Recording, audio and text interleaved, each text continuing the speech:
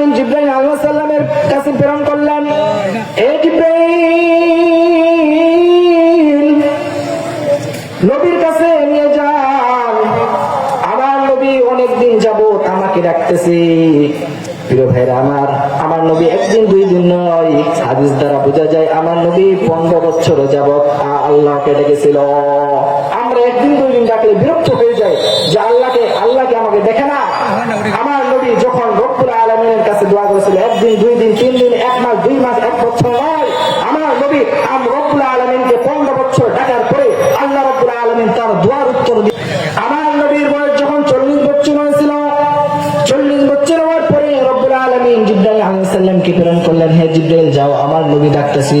রব্বুল আলামিন জিবরাইল আলাইহিস সালামের মাধ্যমে প্রেরণ করে দিলেন, ইকরা বিসমি রাব্বিকাল্লাযী খালাক খালাকাল ইনসানা মিন আলাক। হে নবী, আমি আপনার কাছে কোরআন প্রেরণ করলাম, আপনি এর মাধ্যমে সমাজকে আলোয় রূপান্তরিত করতে পারবেন। আমার নবীর কাছে যখন কোরআন অবতীর্ণ করলেন, আল্লাহ রাব্বুল আলামিন কোরআনের মধ্যে যা বললেন, ওয়া কাযালিকা আওহাইনা ইলাইকা রূহান মিন আমরিনা। হে নবী, আপনার প্রতি যে ওহী অবতরণ করা হয়েছে, আপনি এর আদেশ দিন, মানুষদেরকে আদেশ, এই ওহীকে মানুষের কাছে প্রচার প্রসার করে দিন। মা কুনতা তাদরি মাল কিতাবু ওয়ালাল ঈমানু ওয়ালাকিন জাআলনা। আপনি এর পূর্বে জানতেন না কিতাব কাকে বলে, ঈমান কি জিনিস। আপনি এর পূর্বে জানতেন না ঈমান কি জিনিস। আল্লাহ রাব্বুল আলামিন যখন আপনার কাছে কিতাব অবতীর্ণ করেছেন, এরপর আপনি জানতে পারেছেন কিতাব কি জিনিস। অতএব যে কিতাব, যে ওহী গ্রন্থ রব্বুল আলামিন আপনার কাছে প্রেরণ করেছেন, এর মাধ্যমে আপনি মানুষের কাছে দাওয়াতকে প্রচার করে দিন। এরপর রব্বুল আলামিন আমার নবী সম্পর্কে নিজের পরিচয় তুলে দিচ্ছেন। আমার নবী যে শ্রেষ্ঠ নবী, আমার নবী যে সকল নবীদের নবী, আমার নবী যে সবার চেয়ে সেরা।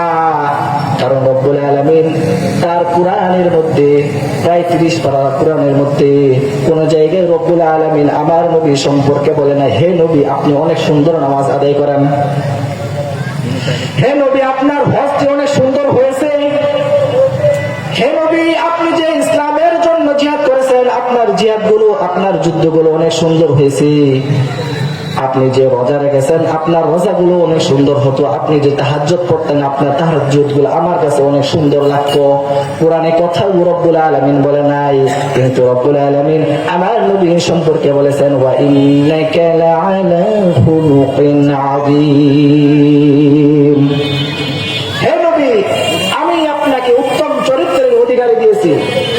উত্তম চরিত্র, যে চরিত্র আমি দুনিয়ার মধ্যে কাউকে দেন নাই, কিন্তু মানুষ যদি আপনার থেকে শিক্ষা নেয়, কিয়ামত পর্যন্ত আপনার থেকে চরিত্র থেকে শিক্ষা অর্জন করতে পারবে না।